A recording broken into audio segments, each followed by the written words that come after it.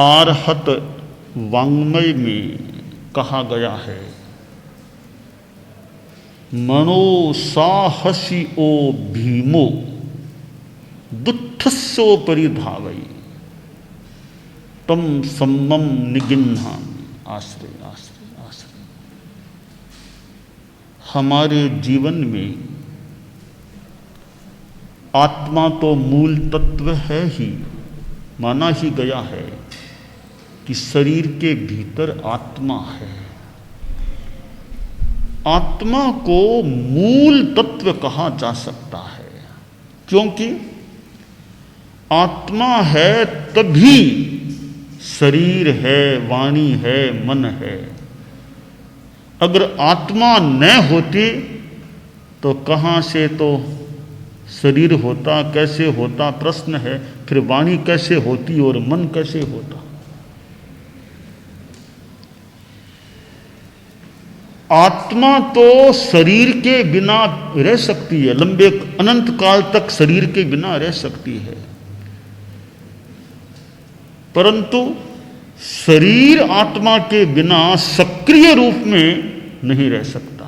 इसलिए मूल तत्व आत्मा हो गया कि जिसके बिना रहा नहीं जा सकता वो मूल हो गया, बाकी तो गौण हो गया। तो शरीर गौण है, आत्मा मूल है। तो हमारे जीवन में मूल तत्व आत्मा है ऐसा लग रहा है। अब आत्मा है तो मानव जीवन में शरीर भी है, और शरीर स्थूल भी है और सूक्ष्म सूक्ष्मतर शरीर भी है, तेजस कार्बन। यह तो औदारिक शरीर है। और वाणी की भी स्थिति हमें प्राप्त है, और फिर मन की भूमिका भी हमें प्राप्त है, क्योंकि ऐसे प्राणी भी हैं जिनके पास शरीर है, वाणी है, पर मन नहीं होता है। ऐसे प्राणी भी हैं जिनके पास न मन है न वाणी, केवल शरीरधारी हैं वो, ऐसे भी हैं। तो इस प्रकार ये संसारी प्राणी तीन तरह के हो जाते हैं। केवल शरीर वाले नंबर 1, शरीर और वाणी दोनों वाले नंबर 2, शरीर वाणी और मन तीनों वाले नंबर 3। मन है तो वाणी और शरीर भी है, वाणी है तो शरीर भी होगा, तो शरीर है तो वाणी होगी ही, यह नियम नहीं है। वाणी है तो मन होगा ही, यह नियम नहीं है। पर मन है तो वाणी की स्थिति भी और शरीर की स्थिति भी होती है। इसका मतलब हुआ कि शरीर, वाणी और मन में एक दृष्टि से मन ज्यादा महत्वपूर्ण है, क्योंकि मन है तो शरीर को होना ही पड़ेगा। वाणी की स्थिति भी होती है, परंतु ऐसा नहीं हो सकता कि शरीर है तो मन को होना ही पड़ेगा, वाणी है तो मन को होना ही पड़ेगा, यह नियम नहीं है। तो मुख्य कौन हुआ? मन हुआ, कि जिसके होने पर शरीर को होना ही होगा, वाणी की स्थिति होती है। इसलिए एक दृष्टि से ऐसा लगता है कि शरीर, वाणी और मन तीनों में प्रधान, महत्वपूर्ण और मुख्य संभवतः मन है, ऐसा लग रहा है। मन एक ऐसा तत्व है कि यह यूं दिखता नहीं है। शरीर तो हमें दिखाई दे रहा है, यह शरीर है, हाथ पांव आदि आदि अंग है। शरीर तो आंखों से दिख रहा है, खुद का भी दिख रहा है और दूसरों का भी दिख रहा है। वो वाणी है, वो यूं आमतौर से दिखती तो नहीं है, पर वो कानों से सुनी जा रही है। कौन क्या कह रहा है हम सुनकर के जान लेते हैं कि यह बात यह कह रहा है, पर किसके मन में क्या विचार आ रहा है, खुद के मन का विचार तो मान लो, जान ले मेरे मन में भी क्या विचार है, तो दूसरों के मन में क्या विचार है ये सामान्यतया आम आदमी को पता नहीं चलता कि सामने वालों के मन में किसके क्या चिंतन क्या विचार है। तो एक तरह से मन एक गुप्त तत्व होता है, गुप्त तत्व है। जबकि वाणी स्पष्ट है, शरीर स्पष्ट है, तो मन एक गुप्त में रहने वाला तत्व हो गया, ऐसा लगता है। अब जो गुप्त तत्व है उस पर कंट्रोल करना भी कुछ कठिन हो सकता है। तो अदृश्य है, गुप्त है। वर्तमान में कोरोना वायरस की समस्या और कोविड-19 की समस्या जो दुनिया में जैसा बताया जा रहा है और जो सुना जा रहा है, पढ़ा जा रहा है, यह एक गुप्त तत्व है। मानो कुछ एक सामान्य रूप में अदृश्य तत्व है। दृश्य पर तो प्रहार करना आसान है, दिख रहा है उस पर प्रहार करना भी मान लो आसान। जो दिखता नहीं है उस पर प्रहार कैसे किया जाए? ठीक है, कोई यंत्रों आदि से कोई मान लो जान ले, तो ऐसे आमतौर से यह अदृश्य तत्व है, ऐसा हो सकता है। ठीक है, वर्तमान में यह स्थिति चल रही है, एक वातावरण है, परंतु कोरोना वायरस की स्थिति में भी अभय का भाव जितना रख सके, अभय अभय, डरना नहीं, शांति रखो और समता भाव रखो। समता समता समता समता रखो अपनी। समता और अभय का भाव जितना रख सके, रखने का हमें यथासंभव प्रयास करना चाहिए। सावधानी की भी बात है, इधर समता और अभय का भाव रखें तो मन, इसमें भय का भाव भी आ सकता है, अभय का भाव भी आ सकता है, पर यह एक गुप्त तत्व है। इस गुप्त को भी हम कुछ समझने का प्रयास करें और इसको अच्छा रखने का प्रयास करें। मन में स्मृति होती है, कल्पना भी आती है, चिंतन भी चलता है। ये मन के कार्य हैं, स्मृति, कल्पना, चिंतन। और मन निर्मल भी रह सकता है और मन मलिन भी बन सकता है। मन से आदमी दुखी भी बन सकता है और मन से आदमी सुखी भी बन सकता है। मन प्रमाद में है, चिंतन ठीक नहीं है तो आदमी दुखी भी बन सकता है, और मन पर कंट्रोल है तो आदमी अच्छे विचारों में है तो सुखी भी बन सकता है। एक संस्कृत का श्लोक है, मनः प्रमादात् वर्धन्ते दुखानि गिरिकूटवत् तद्वशादेव नश्यन्ति सूर्यस्याग्रे हिमं यथा। मनः प्रमादाद् वर्धन्ते दुखानि गिरिकूटवत् तद्वशादेव नश्यन्ति सूर्यस्याग्रे हिमं यथा। कि मन प्रमाद में है, मन अनकंट्रोल्ड है, अति चंचल है, मलिन विचार वाला है, यह मन का प्रमाद है। इससे दुख बढ़ जाते हैं। कवि ने उदाहरण दिया, गिरी कूटवत, पहाड़ का शिखर की वृद्धि की बात हो सकती है, पहाड़ भी कुछ बढ़ता हो, ऐसे दुख भी बढ़ जाते हैं मन का प्रमत्त रूप होने पर। और मन अप्रमत्तता की ओर है या नियंत्रित है, चंचलता भी कम है और शुभता भी है, मन में निर्मलता है, तो वे दुख हैं वो नष्ट भी हो जाते हैं। नष्ट कैसे होते हैं कि बहुत ठंड हो, बहुत सर्दी है, पौष माघ महीने में दिसंबर जनवरी में बहुत ठंड है और सूर्य उगा, धूप खिली तो ठंड जैसे उड़ जाती है, चली जाती है। वैसे मन पर संयम होने पर, कंट्रोल होने पर दुख भी फिर दूर हो जाते हैं। तो ये मन के काम स्मृति, कल्पना, चिंतन है। अब दूसरे के मन को तो हम सामान्य लोग नहीं जान पाते सामान्यतया, परंतु कोई अतीन्द्रिय ज्ञानी हो, जैसे मन प्रयोग ज्ञानी भी कोई साधु है, तो वह दूसरे के मन में क्या विचार है जान सकता है।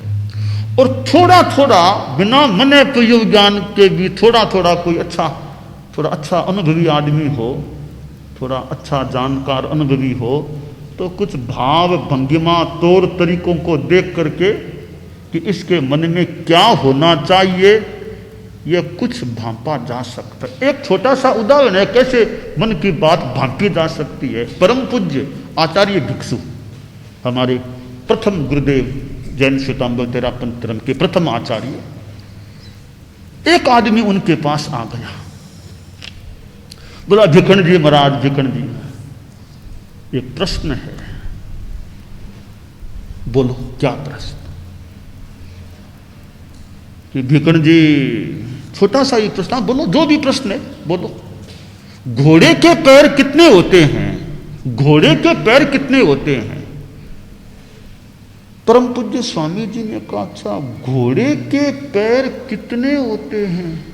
अच्छा घोड़ा है तो एक तो पैर इधर आगे, एक इधर, दूसरा हो गया, एक इधर फिर तीसरा, और एक इधर चौथा। हाँ घोड़े के 1 2 3, घोड़े के 4 पैर होते हैं, घोड़े के 4 पैर होते हैं। वाह भिखण जी वाह, हो गई बात।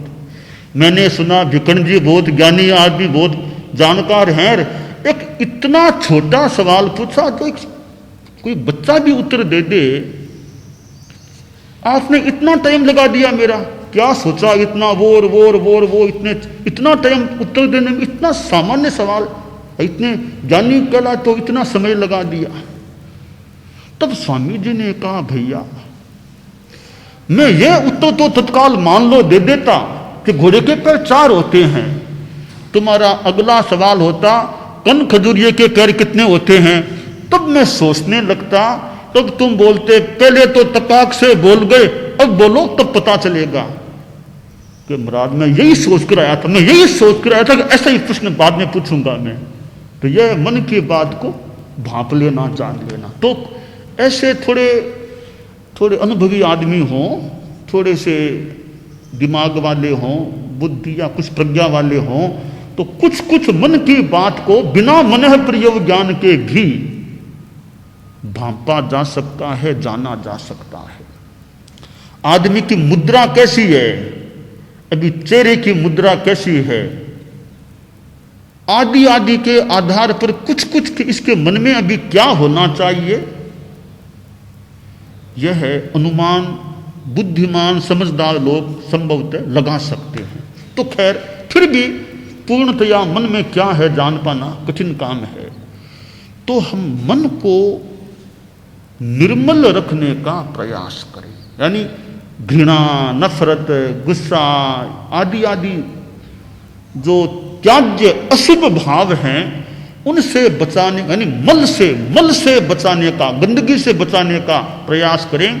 मन को निर्मल रखें, उज्जवल रखें, खराब विचार, अनिष्ट विचार, अमंगल विचार मन में न आए ऐसा प्रयास रखें। मान लो कभी कभी विचार गंदे, खराब, असत विचार आ जाते हैं तो क्या करें? क्योंकि मन तो ऐसा है कि वो अचानक कई बार गंदे विचार, बिना काम के खराब विचार भी मन में आ जाते हैं, तो क्या करें? उस समय एक तो जिस प्रकार का गंदा विचार आया उसकी प्रतिपक्ष भावना की कोई बात या सूत्र मन में लाएं। जैसे मन में गुस्सा आ गया जबान से कुछ नहीं बोले, मन में आ गया, तत्काल याद कर लें, उव समेण हणे को हम, उव समेण हणे को हम, उव समेण हणे को हम। ऐसे प्रतिपक्ष के किसी सूत्र को याद कर लें। अथवा एक सीधा सा उपाय है, गंदे विचार आए, कोई पवित्र मंत्र जैसे नमो अरहंताणं, नमो सिद्धाणं, मन में नवकार मंत्र का स्मरण, और कोई बढ़िया मंत्र बोल लो और मन में यह घोषणा करो, ये गंदे विचार मेरे नहीं, इन विचारों को मेरा कोई समर्थन नहीं, मैं इनसे अलग हूं, विचार अलग हैं, मैं नवकार मंत्र के शरण में हूं। ऐसा प्रयोग गंदे विचार, गलत विचार, अशुभ विचार आने पर किया जा सकता है, ताकि हम उन गंदे विचारों से अलग हो सकें, उनके पाप के बंध से भी बहुत या पूर्णतया जितना जैसा होगा, हमारा पाप के बंधन से भी अधिकांश रूप में जितना भी होगा बचाव भी हो सके। तो यह मन की निर्मलता की बात है कि गंदे विचार आ जाए तो तत्काल उपाय करो, तत्काल उपाय करो। नवकार मंत्र जैसा मंत्र मन में बोलो या और कोई प्रतिपक्ष भावना का सूत्र बोलो, यह घोषणा करो, ये गंदे विचार मेरे नहीं, इनको मेरा कोई समर्थन नहीं है, मैं इनसे अलग हूं, ये अलग है, मैं अलग हूं। यो मन की निर्मलता को रखने का प्रयास किया जा सकता है। तो मन की निर्मलता होगी, चंचलता कम होगी, तो हमें शांति रह सकेगी, मिल सकेगी। मन निर्मलता को प्राप्त करो, आनंद तुम्हें मिल जाएगा। मन निर्मलता को प्राप्त करो, आनंद तुम्हें मिल जाएगा। समता सरिता में स्नान करो, जीवन उपवन खिल जाएगा। समता सरिता में स्नान करो, जीवन उपवन खिल जाएगा। मन निर्मलता को प्राप्त करो, आनंद तुम्हें मिल जाएगा।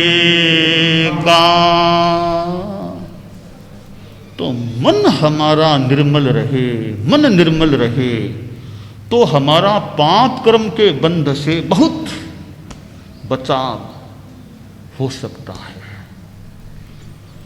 तो अदृश्य पर भी,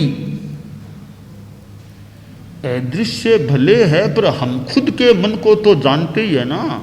दूसरों के लिए भले अज्ञात भी रह जाए, हम खुद तो खुद के मन को जान भी सकते हैं, जान भी लेते हैं। तो अपने मन पर कंट्रोल करें, अपने मन को अच्छा रखने का प्रयास करें, मन को सुमन बनाने का प्रयास करें। सुमन, सुमन अच्छा मन, दुर्मन न बने, मन को खराब न होने दिए। और फिर मन की चंचलता को भी कम करने का प्रयास करें। कितने विचार हमारे मन में आते हैं, कितने विचार, एक श्रृंखला सी कई बार विचारों की एक के बाद एक विचारों की श्रृंखला सी चलती है, बनती है। उसको तोड़ने का प्रयास करें, विचारों की श्रृंखला को तोड़ने का प्रयास करें। बस अब यह विचार यहाँ खत्म, छोड़ दो। जो ही जागरूकता आए, विचारों की श्रृंखला टूट जाए। तो सलक्ष्य हम मन की चंचलता जो अनावश्यक रूप में हो रही है, उसको भी नियंत्रित करने का प्रयास करें। बीच बीच में लंबा श्वास ले लें, दीर्घ श्वास। जब भी याद आया, काम कर रहे या याद आया, एक थोड़ा सा काम भले छोड़ भी सकते हैं, थोड़ी देर काम छोड़ करके 1.5-2 घंटा काम किया, भले 2-4 मिनट के लिए काम छोड़ के भी शरीर को ढीला छोड़ के श्वास को लंबा लेना शुरू कर दें।